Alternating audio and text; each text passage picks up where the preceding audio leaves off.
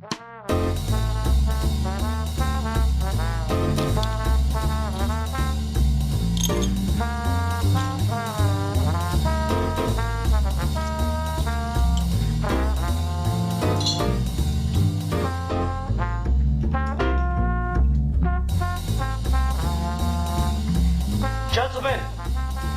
the time has come once again to discuss things.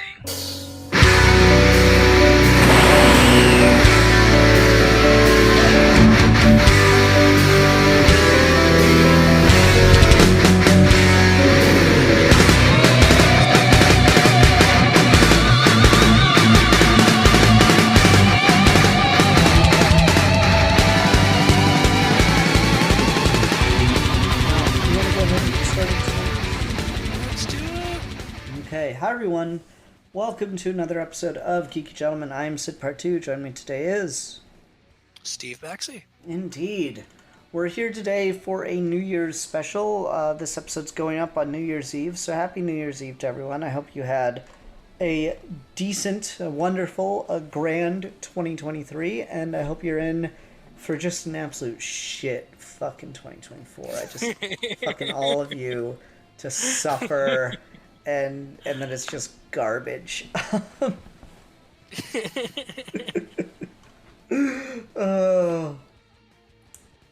Yeah, that's what I got. yeah. I mean, at this point, no one should be looking forward to another year. I mean, come on. How many years do you need? You don't deserve it. You don't deserve a good year, and you know it. You know what you did last summer. Anyway, there's a fucking movie I've never seen. Anyway, it's a fun. So we're here tonight to what are we discussing again, Steve? So this is a weird one because I don't know how you're gonna fucking title it. But what I thought would be interesting to do would be for each of us to pick something that we did this year, whether it be like a video or an article or a project or whatever, and then just talk to the other person about that one thing that we did that we're very proud of. Okay, cool. So you kind of like suggested the one I wanted to do, and so what I'm going to do here is I'm going to cheat. Is I'm going to talk about two things. One of them just barely fucking counts because it's like objectively it was done in like 2020. It didn't reach full completion until 2023, but even then it reached mostly completion in 2022.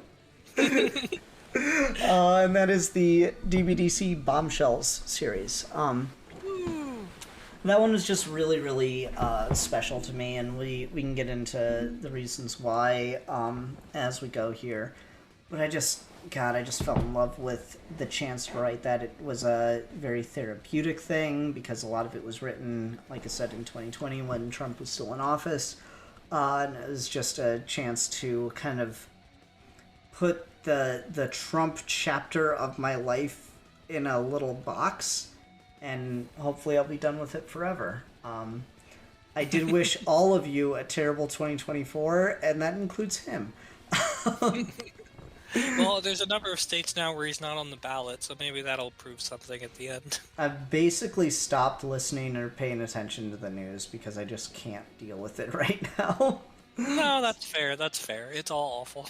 Yeah. But no, so, like, when the initial Bombshells series started in the comics, it was in 2015 in the lead up to the 2016 election. And then it ended in, I want to say, 2018 or 2019 at some point. And then, or probably 2018, early 2018, I want to say. And then, like, my chance to, write for that universe, and I was very particular in what I was doing with that, was trying to write a story that fit within what Alfie and I were doing, but also just to be different than Dragon Ball DC proper, which is its own universe, its own continuity, and it's like got a thing in the wider universe and yada yada, and it's all really complicated. I wanted the feather in the cap for Bombshells to be, no, it's all taking place in the same universe as the main book. And that just makes it like a really cool side story, and I tried to write it in a way that it really fit in with that. So it has fully original characters for the series. Like, someone was surprised by this kind of recently, but like our version of Livewire for that is wholly original to the show, or to our show, because Livewire never appears in those comics. So it's our own characterization, our own design, our own background for the character, yada yada. But same for all the villains for that. So we used Tattooed Man, Red Cloud, and Bizarro. Bizarro Supergirl. So like all those villains are unique to the series, and I really, really enjoyed doing that. But yeah, so it took forever and a day to fucking come out. It finished its 4th part in 2022, but it didn't get its movie cut published until early into 2023, so fuck it counts. I mean, that's fair. That's fair. I could see that. Yeah. I don't know. I like really put a lot into that. I wrote not like the first draft or anything, just like the initial concept. I wrote like I wrote the opening paragraph, and it's mostly unchanged. The night Haley was giving birth to Leah, because I couldn't sleep, and so I just needed something to do.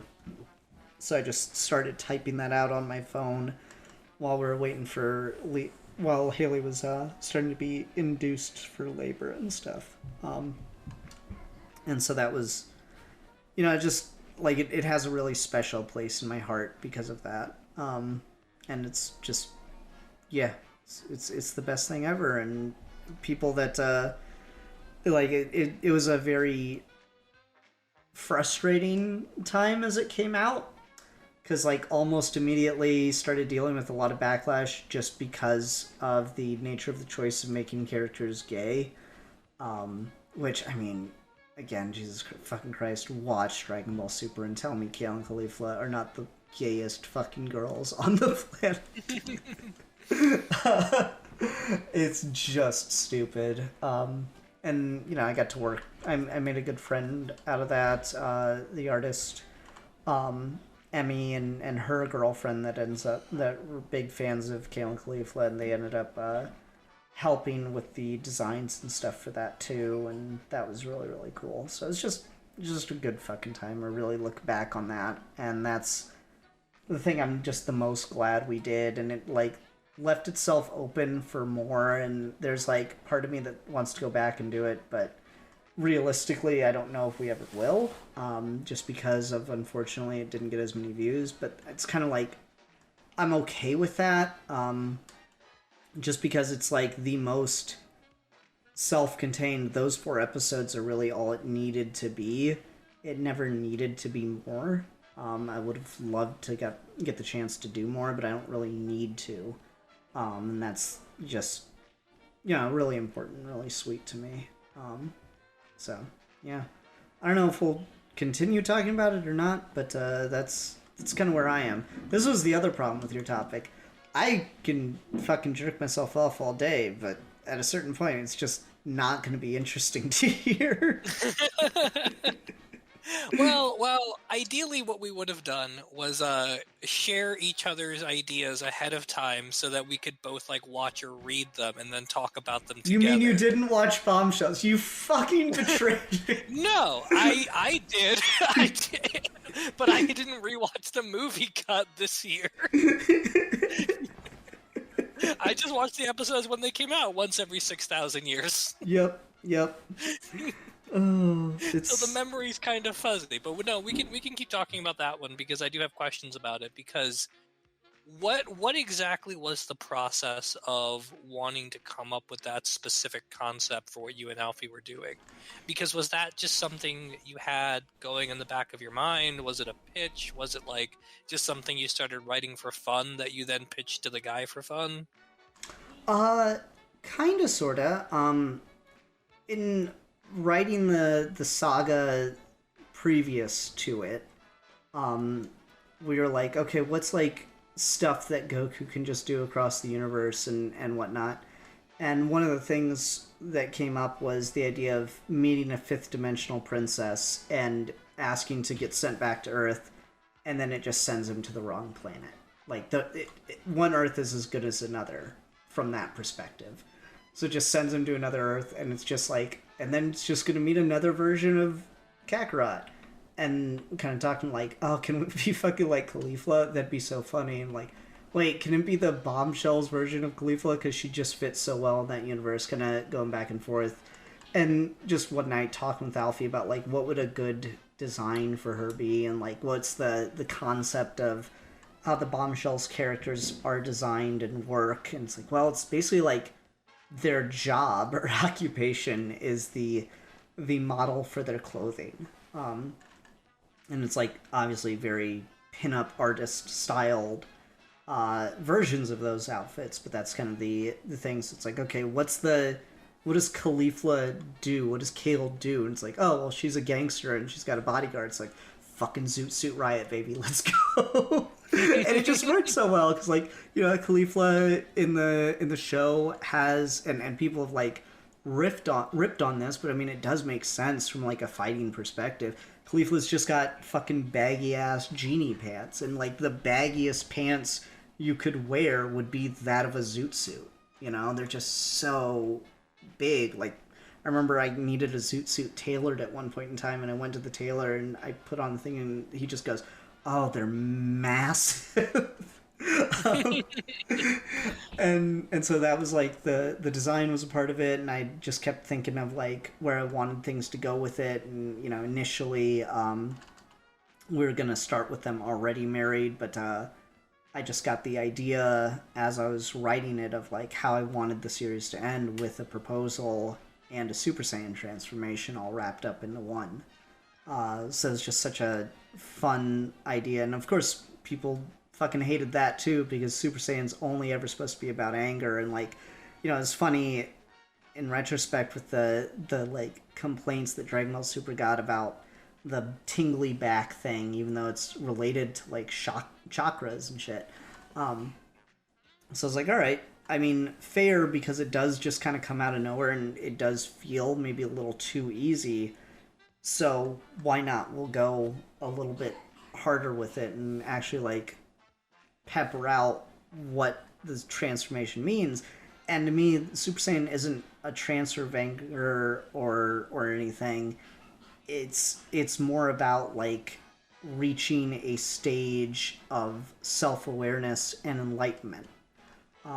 It's about like becoming more true to yourself and to your core being.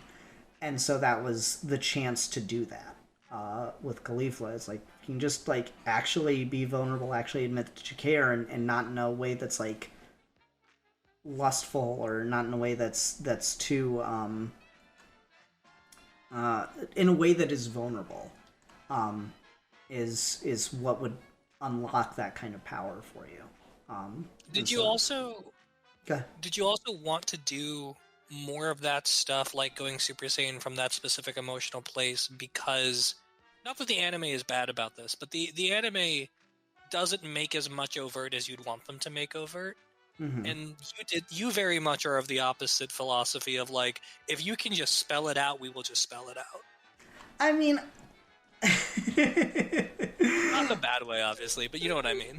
Yeah, well, when you say it like that, it only sounds like it's in a bad way. Well, you know, like, especially when you're talking about the idea of, like, people getting angry about those two not being a couple, or those two not being shown that way in the series one way or the other. I feel like it does make a sort of thesis statement for what you're trying to do when you say, no, fuck the subtlety, let's just do the thing that the show is too cowardly to do outright. I mean, partially. A lot of that's just different cultural standards.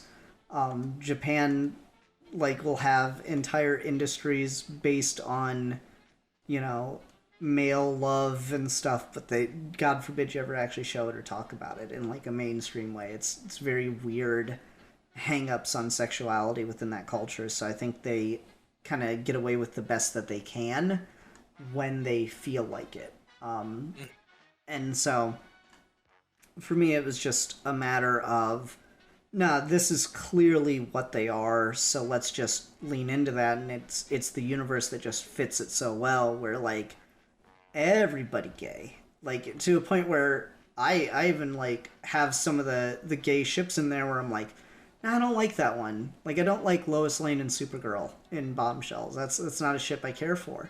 Particularly because there is Superman in Bombshells, like the one male hero. So that one just kind of like didn't quite sit with me, and I thought Supergirl just meshed better with other characters. But like that's just Bennett as a LGBT writer just really went hard with it, and was like, okay, I get my own universe. Fuck it, they're all gay. I'm tired of like the subtlety and the dancing around within the mainline comics and never getting to confirm anything. So when I get to write it myself, just undeniably everybody gay. And it's, I don't know, it works. It's just it's very authentic. It's very true. It's very unafraid, and that was part of what I think just helped me get through those early Trump years.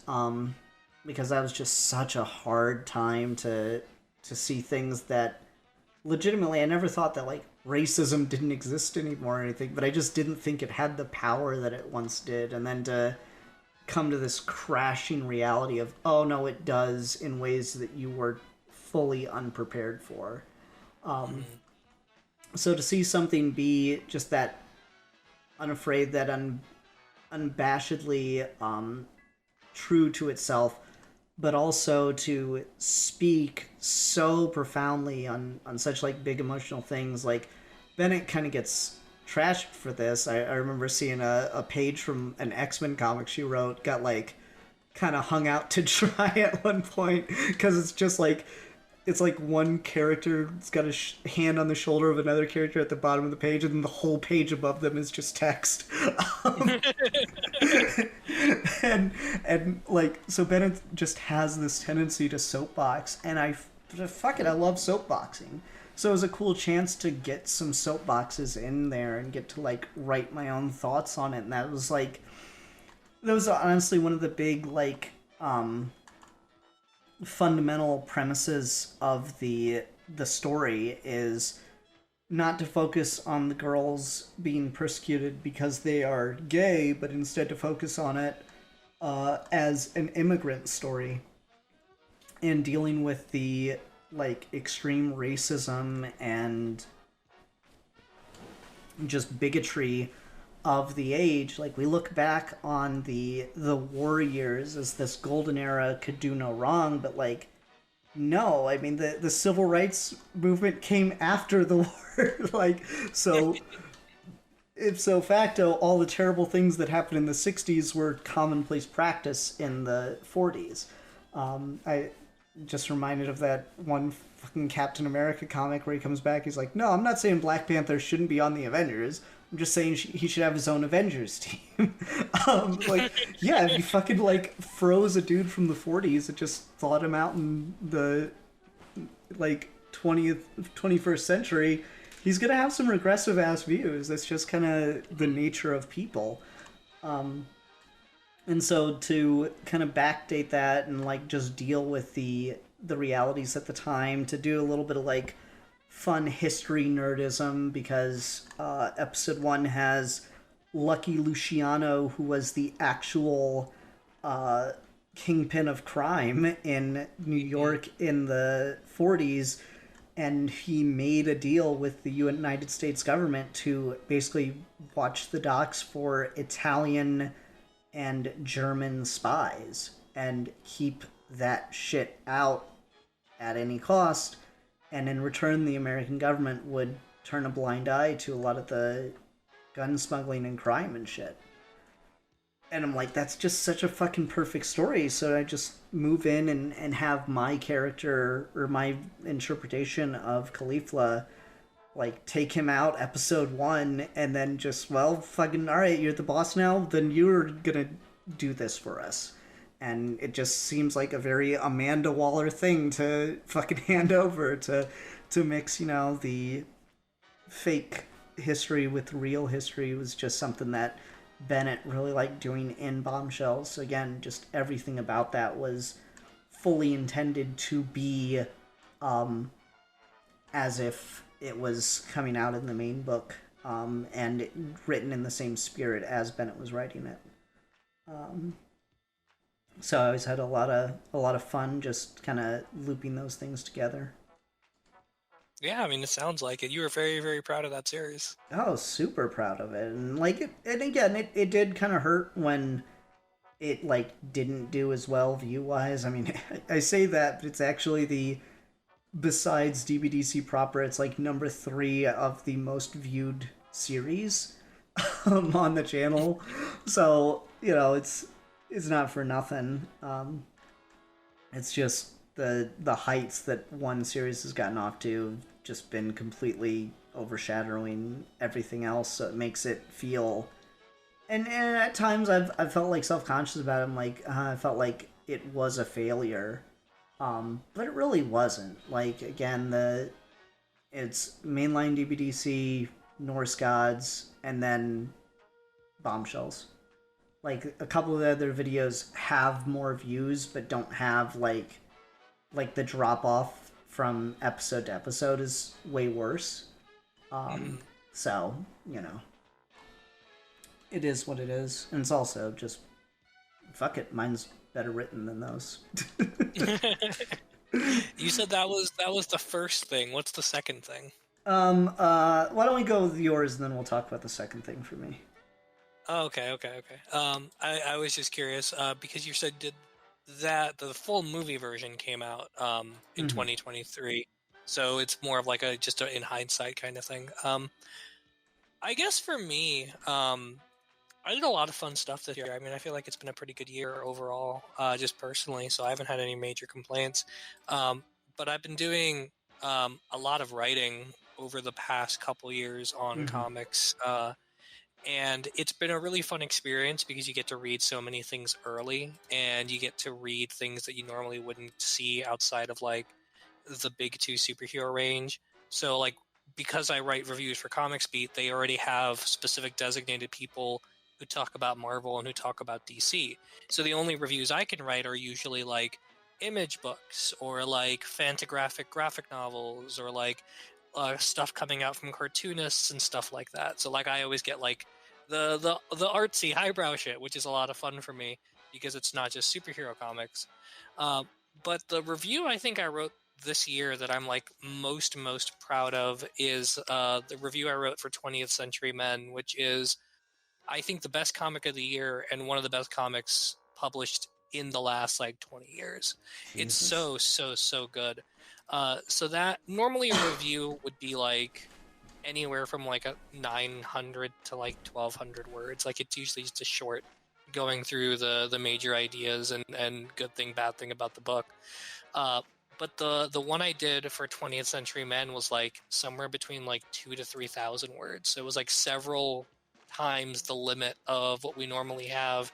After I read that book, I read another entire book about the history of revolutions and stuff, and I did a lot of external reading, and I just kind of dove into how complicated the book is about ideas of history and power structures with relation to history, and how different sides of a conflict will use their later historical records as a way of retconning what really happened, about the sort of idioms of saying things once upon a time or a long time ago, and what that says about fantasies in relation to how we preserve our own history.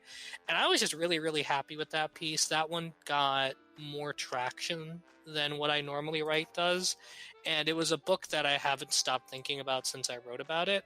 And I didn't know what I was in for when I volunteered to write about it. So sitting there for 5 hours reading through this book and realizing, oh, this is one of the most complex things anyone has ever done with a mainstream comic book. And then having to replicate that feat in reviewing it, it was very challenging, and I was very happy with it. That's so cool. Is that one of the books that you ended up getting like a quoted review on, or no? It wasn't, because so the trade was already about to come out, I think, by the time I had written and posted the review. The other two, I had reviewed the first issues when they first came out, so like there was plenty of time for the series to wrap up and for like the review to kind of have an opportunity to wind up on like a trade dress. But the timing for that one just didn't work out, unfortunately. Maybe if they ever do a hardcover, I'll be in that. Okay. Did you get like? I assume most of your reviews get noticed by the creators involved. Yeah. Since you're doing like non-big two. Yeah, the writer and the artist both ended up following me after I wrote about the book, and I've talked to the writer about it a couple of times over on Blue Sky, which is pretty cool on its own. Mm-hmm. The thing about doing these kinds of reviews that's kind of frustrating, though, is when the creators notice, there is this sort of added pressure of like, if they read this review and I say it sucks, then we might have like to play this PR game of like, will the site get more advanced copies from this writer in the future or something? So you almost have to like walk on eggshells a little bit. I'm pretty lucky because most of the stuff I write about is stuff I actually like and want to talk about, and I very rarely write about something I hate. And if it is something I hate, it's going to be with a creator that's so above my league that they're never going to read my review anyway, so it doesn't matter. So this was a good case of like, this is a writer who is popular and does good work, but not so popular that they're out of my league. And it was a book that was legitimately good, so when I was gushing about it, it was genuine and it wasn't just sucking up. I love that you can just admit that you're willing to suck up and play the politics. Sometimes you have to. There was a line in my Rorschach review that my editor cut because of not wanting to start fights with other people. Damn. He was like, no, I know this person, you can't say that. I'm like, damn it. Damn. So like stuff like that happens. The newest Brubaker Phillips book came out, and I got to read that early. I've gotten to read their last like 3 books early, which is just so wild to me. But their last one came out earlier this month, I think, and I read it a few months ago. And I reviewed it, and I'm like, if you want to get someone else on this, or if you want to like change the release schedule or something, because I did not like it, and I don't want the site to get flack from Brubaker because I didn't like his book. And he was like, nah, Brubaker doesn't read reviews. That's fascinating. Steve's like, fucking, holy cow. It's been the Brubaker books. I can't believe you didn't like one. Yeah, it was the first one I've read by Brubaker and Phillips. So I'm like, no, this is just straight up bad. It's too bad. It's too bad. Yeah, you can't keep the streak going forever, I guess. Yeah. Oh well. It is interesting. Just the politics and stuff, because I've been doing reviews for years, but I'm just like, fuck it, I'll just say whatever the hell I want. No one fucking watches this channel. But like, she's like, no, I've actually got people that read this stuff, so I need to be more careful, otherwise they might not come to me.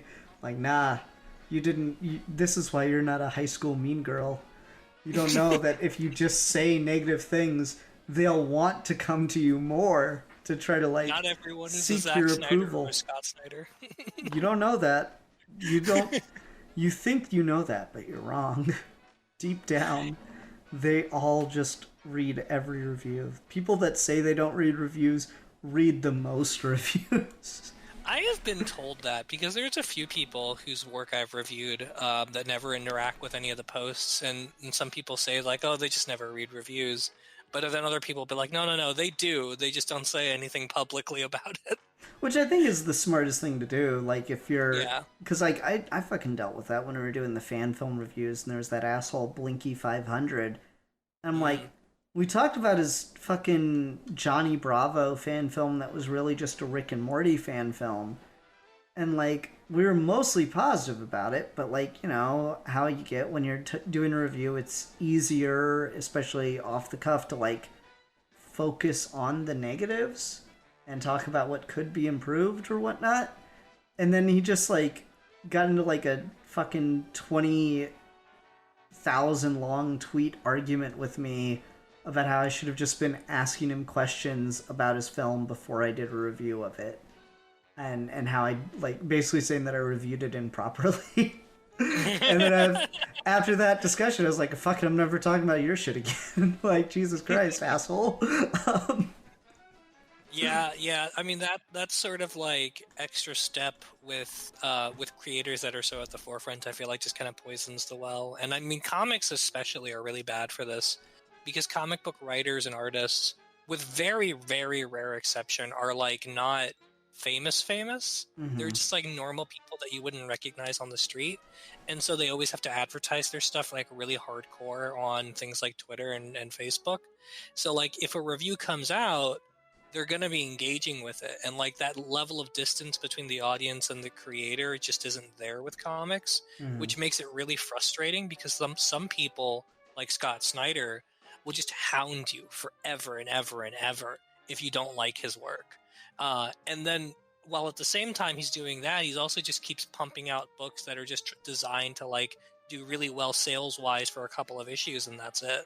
And he's just like trying to ride this infinite hit engine of trying to like make a living from comics, from the perspective of how can I get more people talking about my stuff.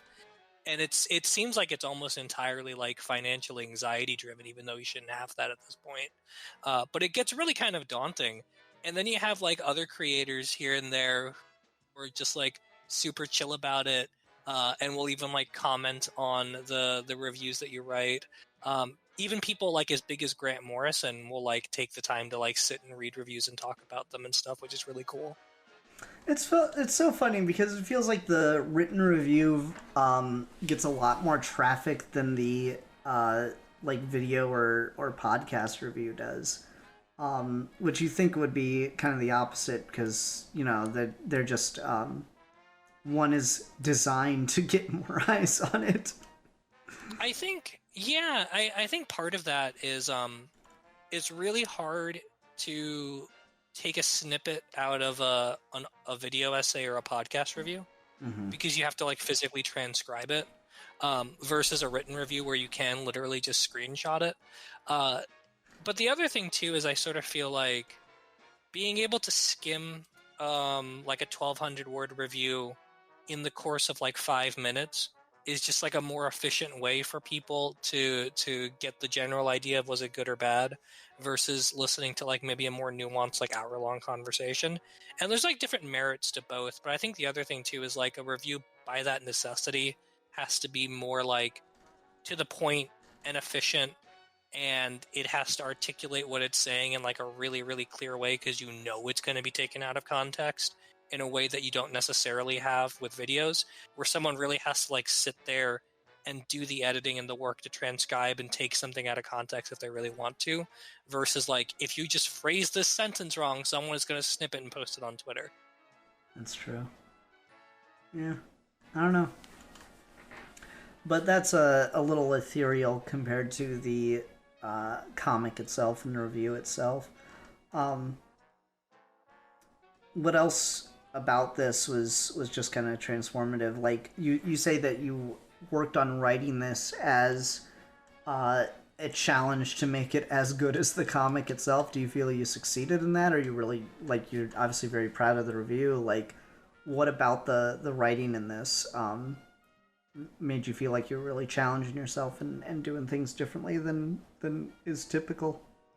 I think part of it was when you're dealing with a book like this that is about decaying institutions of colonial empire, of like states and people ruined by military occupations and such, and you're doing it the same year as an ongoing war with Ukraine is happening, an ongoing war is happening in Israel, Palestine, like there is this kind of like added sense of like people are watching things that are talking about these kinds of issues, and so you want to kind of do that aspect of it a service. Like if it's not talking about those things well, then you want to say that, or if it is talking about them well, then you want to articulate that well also. So that was part of it. And the other thing was just like talking about like why a movie is good. I feel like can be kind of easy. Obviously, it takes like education and vocabulary, and that's a thing I've been trying to work on a lot the last couple of years by just watching a lot more movies and like reading more stuff.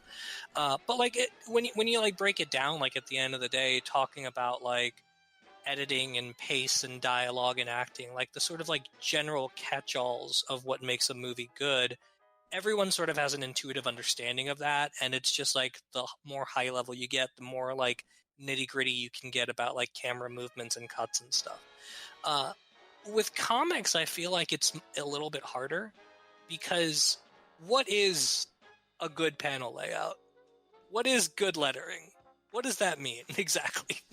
It's really complicated, and it's a thing that I was particularly good at, of explaining like, why is the lettering good? Why is the color work good? What about the paneling is interesting or good? What is it doing that's more than just pictures in boxes?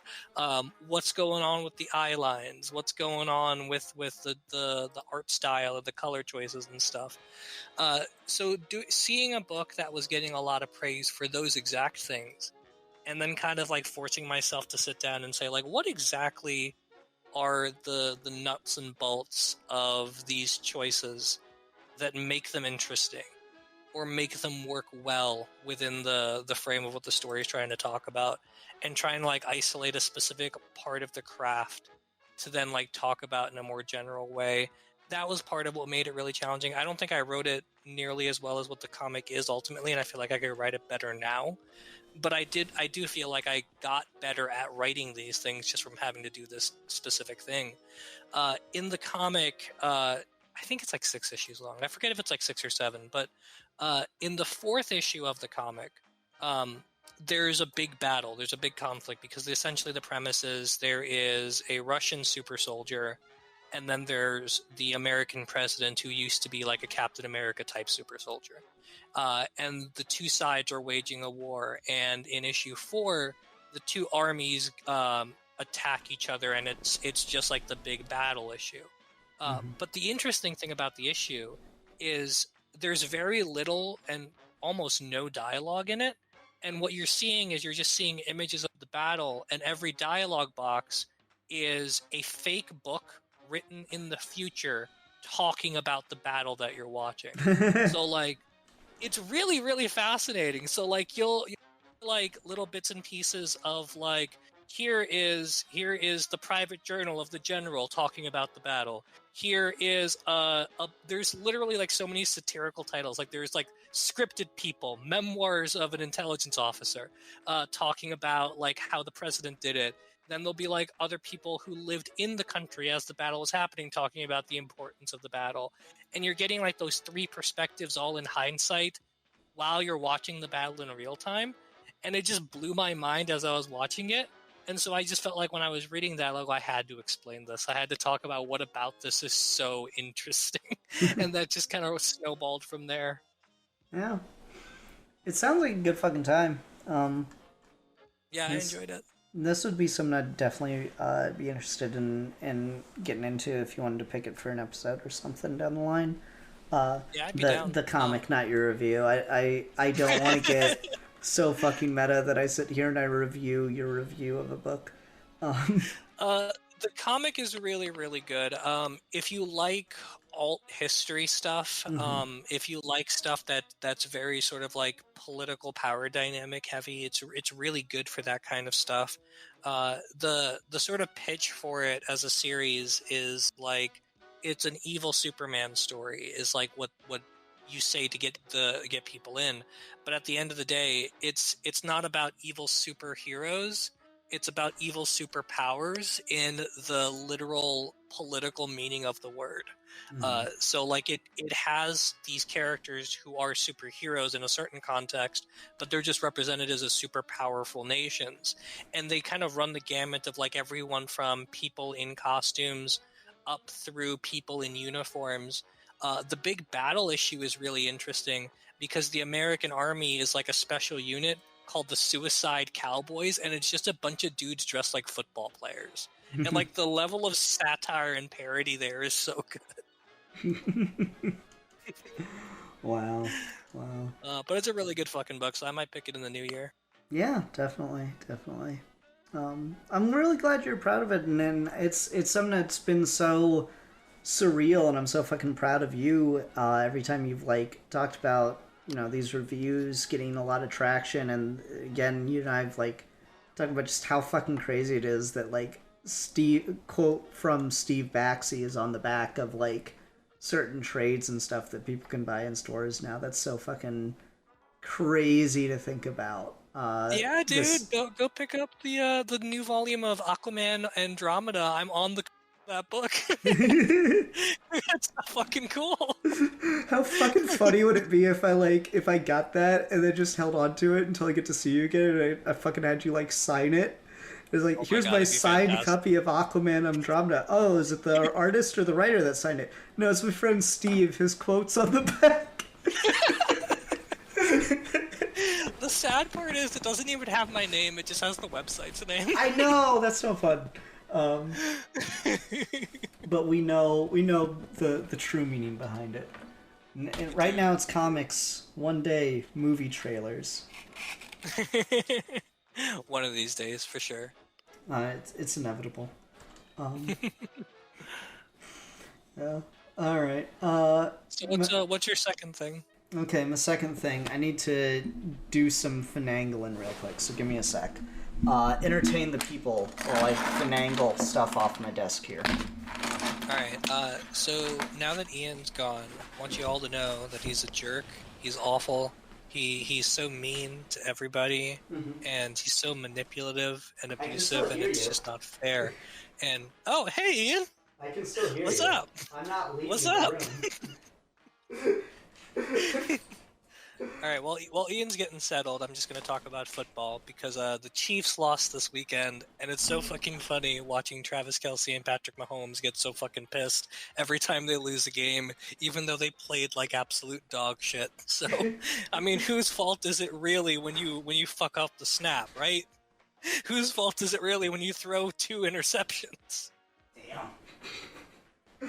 Yeah. Steve, the show's called Geeky, gentlemen. People aren't, like, mentally prepared for sports chat. I have opinions about sports. Okay, I want to talk about them. That's fine. You can talk about sports. It's okay. We like sports and we don't care. Who knows? We should just do a Geeky Gentleman episode for April Fools where it's just us talking about, like, a baseball game or something. Oh my fucking god, that'd be so funny. It would just be a review of, like, a Yankees game or something. Okay, here's my controversial sports opinion, right? Everyone hates the Patriots and the Yankees, Yes. seemingly because they're good. I mean, the Patriots have not been good since Brady left, so maybe not as much. Well, when they had Brady, people hated him because he was on a good team. And it's like, oh, they're only good because they spend all their money on being good. I'm like, well, yeah, that's how that should work. I'd be more mad if the fucking team spent all their money and sucked. Yeah, then they would be the Jets. Alright, how am I gonna do this? I'm gonna have to show don't people know. this on video as well or something. Uh-oh. Are you gonna have to start editing? Is this where this is going? It might be. Or fuck it, maybe I'll just talk about this fucking Lego set and not fucking show it at all. That'd be pretty fucking funny. Alright. I can't so what do promise we got anything here? based on the lighting. Okay. What are we looking at? You're looking at my face. Hi. Alright. Hi. So I sent this out as a video. Earlier in the year, I got, some time off around Thanksgiving, and that was a lot of fun. And just immediately, the amount of energy I had went up. So I sent a short video of a work in progress of this. And at this point, I'm pretty sure all the structure is done. I just want to get 2 more minifigs built for it. But this is at 98% complete. Dang. So here we go. This is my Mr. Miracle Escape the Female Furies Lego set. So got Mr. Miracle dangling above a ring of fire. Going to get Super escape artist. Yep, gonna get chopped up by some swinging sword blades. There's also this saw blade that you can rotate and move around, and it's got dynamite in front of some train tracks to imply that this train's gonna come. I also put dynamite up the back with a little fucking timer detonator there. And then there's Barda, who is a bootleg minifig, but fuck it, I don't care. And she's fighting, these are official Lego figs, if I can get the camera in there. That's Lashina and Mad Harriet in the background there. And I guess the thing that like just made me really proud about this lately, one more thing, is it's got a play feature, so I can drop Mr. Miracle. Oh shit! Yeah, right there through the thing. It's got just all those play features, and the thing that just made me very, very proud of it, just sitting on the side, I need both hands to put them back up, is the fact that, like, the other day, Leah came into the Lego room while I was getting my hat together for work for the day, and she saw this and started playing with it, and it all didn't just, like, crumble instantly. Oh, man. So, yeah. But, like, this... How long has this taken you? I mean, not like I've worked on it every single day or anything, but I have, like, literally taken it apart and put it back together and reworked a lot of the mechanisms about 1 billion fucking times now. Because, like, I'll show you under here to talk about the stupid nerdy shit.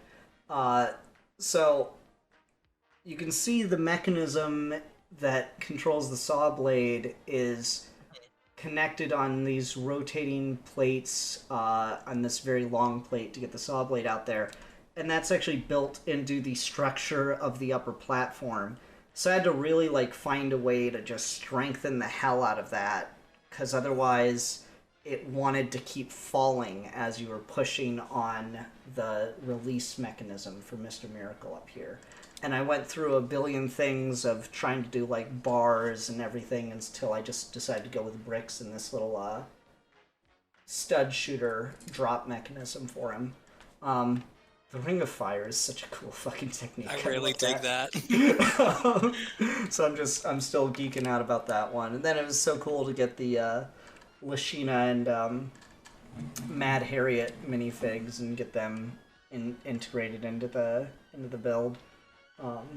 So it's just a fun all-around really cool build, and I'm just very proud of it because it looks kind of not quite legit. It's got a lot of like really old parts in it that don't need to be there, but it's just kind of what I have. But yeah, it's just a really cool, really fun set, and I love it. So that's what I got for that. What inspired you to want to do something like this? So I'd had the Mr. Miracle minifig for a while, because he came from a line of DC characters they did back in 2020. I also got the Lashina a while ago, because I wanted her to go with my my dark side and stuff, because I got dark side and some parademons. And then I was like, oh shit, they got Mad Harriet too? I can get the whole female Furies, because I know there's like a bootleg of Barda. So fuck it, we can get the whole gang together. And so I'm working on making Stampa and Granny Goodness, who have not been made official or bootleg as of yet. So I'm working on making those two, and that'll be fun when those are together. But this is like, otherwise I don't think I need to do any more structure, any more building on this one. So I'm kind of just really happy with it. It's just really cool. It's like a fun thing, because I just had Mr. Miracle just sitting on this little black Lego plate all tied up in chains for a long while. And I'm like, maybe I can just build like a quick thing for him now that I've got Lashina and Mad Harriet too. And I was like, it always starts so stupidly like that, of just, just a quick little blah blah blah. Oh, that doesn't quite work. Well, I just got this saw blade piece today. Maybe that'll work. I can, and then, so I just need to find a way to, okay, and so like the first video I sent you, that was night 1. And that was basically like the rough draft sketch of it, more or less. Oh, sorry, just bumped the microphone with my headphones there. That was the rough draft sketch of it, more or less. And then the rest of it was just making it all work and function and not fall to fucking pieces.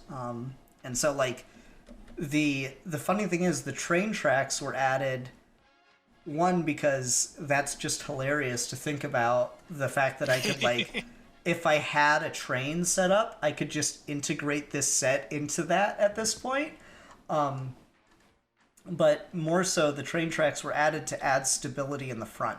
So it's like that cool little dual purpose kind of use for them and stuff. So I really just enjoy the process of just getting to unwind and work on solving one problem at a time kind of thing. And then like once you finish the physical issues, then you start to like make the aesthetics work together and stuff. So like I needed the central pole that he's strung up on to be more well connected, so I had to like work in bricks and stuff to really latch it down.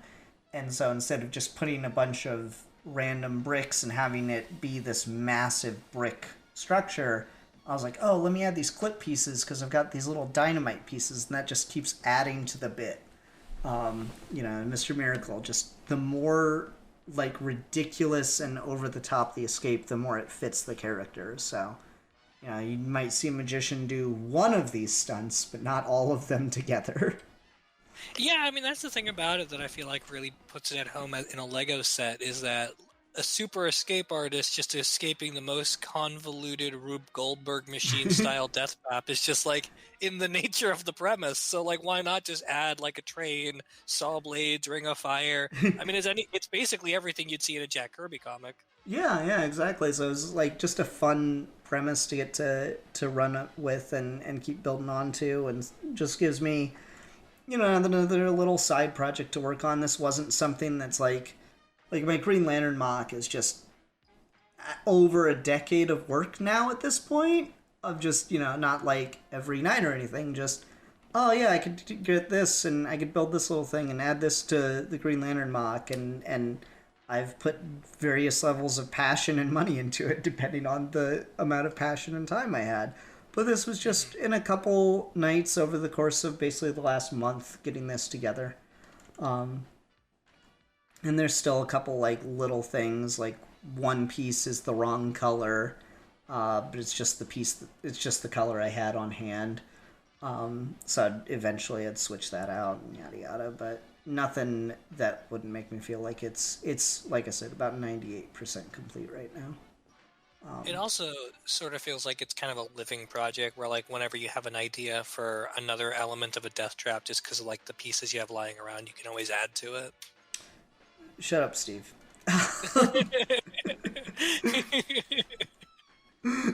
Or not. You don't have to. Thank you. That's right, I don't have to. I'm in control of this situation. It's like an ongoing comic. It just never ends. Yeah.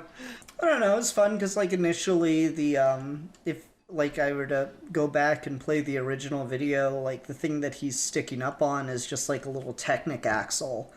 And I spent like a day just sitting there trying to make that axle work better and find a way to make him drop down it.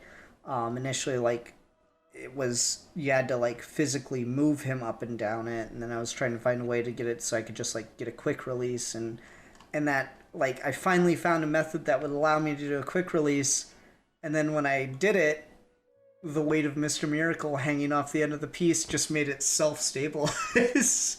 It was so frustrating.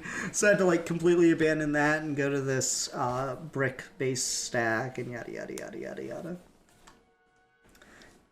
That's still pretty fucking cool, though. I love the idea that you invented this and that there isn't actually a Mr. Miracle set out there. Yeah, no, there's just the fig. Seems like such a cool idea. Yeah, no, it's just the fig. It's the only, like, that's the joy of mock building, is you just kind of create your own thing for it. So I'll probably eventually just make a video of this itself, but I'll wait till I get the the minifigs to finish it off because I've got some parts coming for a Stompa and a Granny. So that'll be fun when it gets here. But yeah, that's all I got. I absolutely would not have been able to stretch an episode length out of this one because I'm already done talking about it. Very, very fair. But it's really cool. It's been fun talking to you because we've both been just like building random toys for kids over the last year.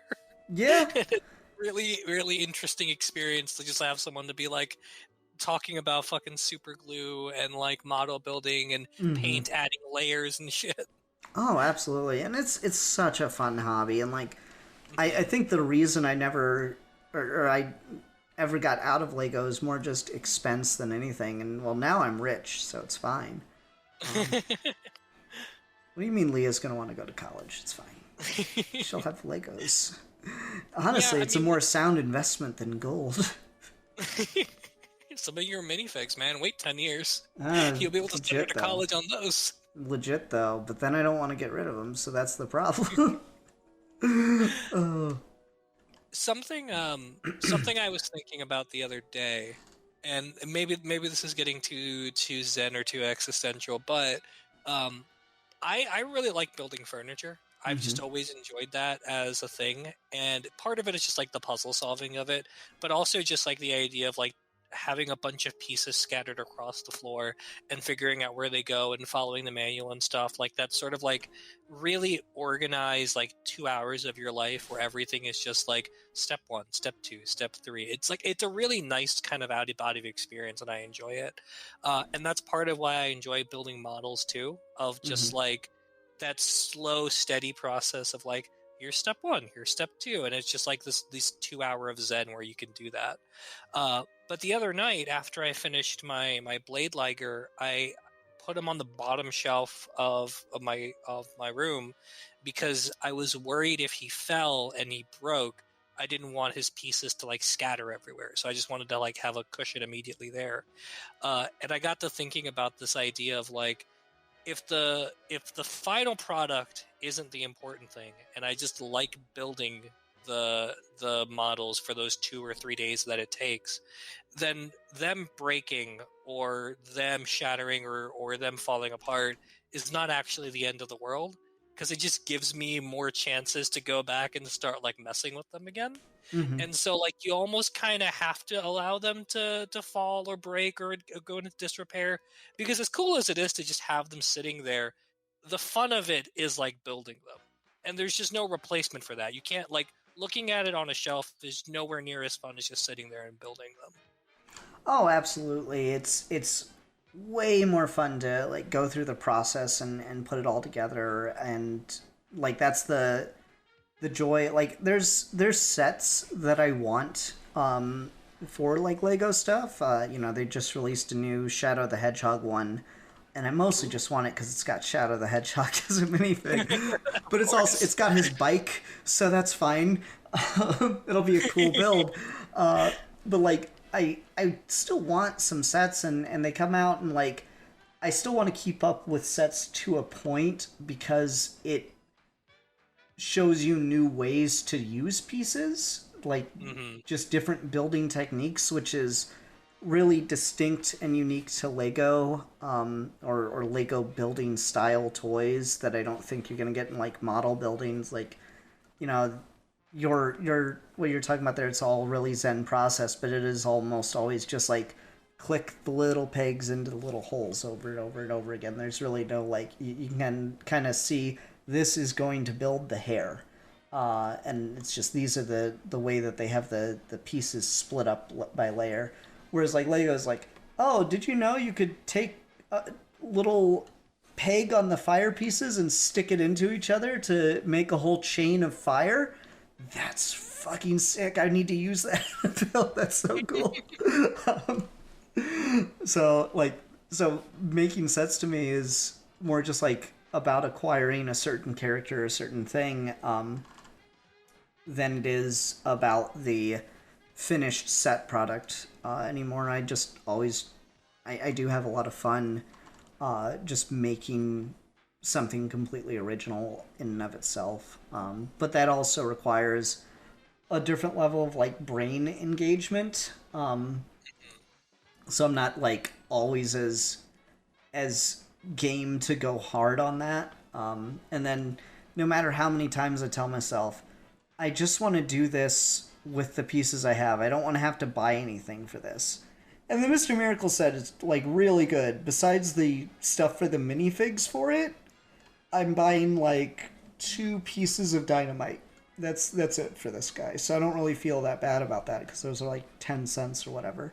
But like it is just a nice experience to be able to like go into it and like I'm just gonna build it with the pieces I have lying around, and so it's a fun approach in that way.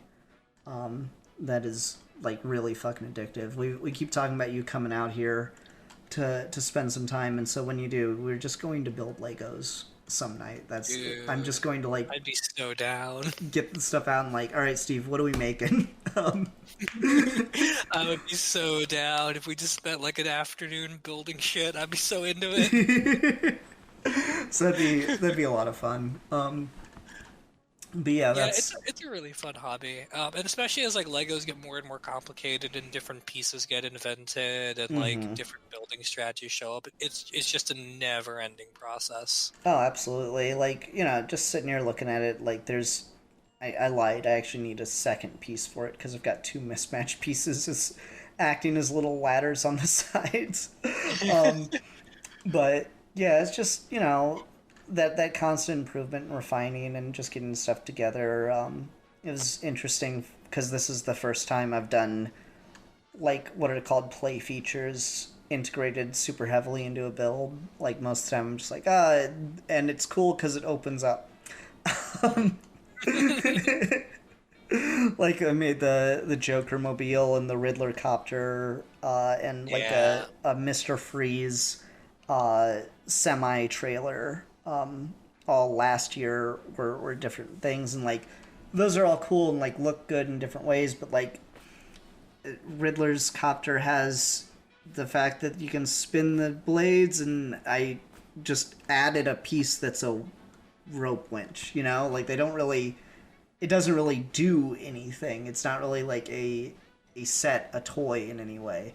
It's mainly just there to look cool, whereas this getting the second I'd had the saw blade, which I just bought earlier that month for my birthday, I went to the Lego store and just saw it sitting in a bulk parts bin and just grabbed it because I'm like, oh yeah, I'll do something cool with that eventually. Later that fucking week, did something cool with it, and just getting that integrated and just being able to sit there and play with it is just so fun. And what I love about it is because of how precarious Mr. Miracle's perched up there, every time you touch it, he starts just like dangling and swinging. Cute. Yeah, it's a good time. It's a good time. I love it. Yeah, so. It's a fucking drug though, right? Because like the second you finish one, you need another. Oh yeah, absolutely. I'm trying to be responsible, but like I did make like a $200 Lego.com purchase. I don't even blame you. Like it took me 3 days to build my Blade Liger, and I immediately want another. Yeah. Steve needs to buy a house so he can have a Gundam room. No fucking joke, man. At this point, that's my goal: is to get a house so I can just put my Gundam somewhere. What's the biggest Gundam that you can buy? Like, I know there's the like literal actual life-size Gundam in Japan, but like, what is the biggest Gundam set? So the different grades correspond to like different scales. So like the entry level is like a 144, and then the highest grade that you can normally get is a perfect grade. Uh-huh. And a perfect grade is like, I want to say it's like a 172, which is about the size of what the Blade Liger is. Okay, so But pretty the boxes are big. kind of huge. Yeah, like we're talking like a good probably like a good 10 or so inches tall at least. See, I'm thinking of like those fucking like Jack Pacific's Superman and Batman toys, or like a fucking like mannequin scale Gundam. Yeah, no, and those are kind of nuts. The way the boxes look too is like they're not actually like all that much taller than other stuff, but because there were so many runners, the boxes are huge. Mm-hmm. That makes sense. Yeah. I don't know. Just interesting stuff. I see the Gundam stuff and it looks cool. But I just like my brother-in-law a couple years ago got me a little like click and build Vegeta thing because he heard I liked Legos and decided, oh well, maybe you'll like this. It's like more of a grown-up version. I'm like, no, it's cool. Don't get me wrong. I understand the appeal. It's not the same. It's a very like particular high, I guess. I don't know. It's funny. But yeah. Yeah. It's a completely different like creative process, but they're both still really fun to do. Mm-hmm. Well, I mean, especially because like Gundam also has the level of like model building and painting and all the stuff that goes along with it in that way. Whereas you're not really supposed to do that with Lego, so it's got an added dimension in that regard. When you want to get more out of it, you certainly can, without quote unquote ruining it. Yeah, and I only recently did I start doing like the really, really basic panel lining stuff. I feel like going over to like straight up painting is just a bridge too far for me. Yeah, we'll see. One day. Keep going at it, Steve. We'll see. It just seems like I already like fucking hate painting like in any context. Okay. So having to do that to a toy that I might fuck up makes it sound even worse. I mean, but like you said, it's just the process of it, the organization. Like, so if you fuck it up, then think about all the hours you'll have more devoted to the project, going back and fixing the mistake. I mean, it's true. I mean, some people online make a really big like YouTube career out of just like posting videos on how to do like battle damage airbrushing and stuff like that. And it's so fucking cool to watch people do it and just think to yourself, I will never be able to do that. Man, that takes a level of talent that my hands do not have. Steve on the fucking sidelines here. When will someone make AI Gundams? Goddamn.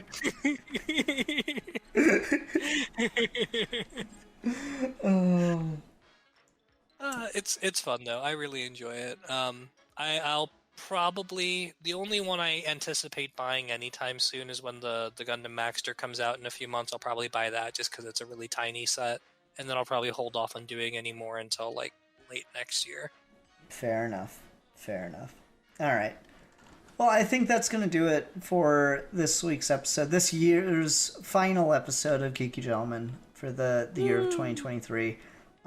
Everyone, truly, just have an absolute shit fucking year. Just suffer. I want you to experience nothing but the greatest of pains in the coming year, and suck and die. It's an election year, baby. Get ready for all of those ads from politicians who are up for re-election. Mm-hmm. Yay. It doesn't matter that just because you're trying to watch Jeopardy, you have to listen to some fucking right-wing bullshitter talk about how Chinese drugs are killing people. Yep. All right. Good times. Well, until next time. I don't fucking know. You want to talk about the Doctor Who special? I think the Christmas special? Yeah, I think that should all time out. Fuck it. I mean, it's only kind of Christmassy. We talk about the non-Christmas specials during holiday months, so it seems only fair. I was expecting those to be more Christmassy than they were, to be honest with you. Yeah, me too. But those were more like anniversary specials and shit. So fucking, we'll just talk about the Christmas special next year. As the kids do. But yeah, everyone, I hope you have a really, really just shit new year. Until next time, I'm the Philosopher. And I hate this year already. And we're your geeky gentlemen, and we will be discussing things.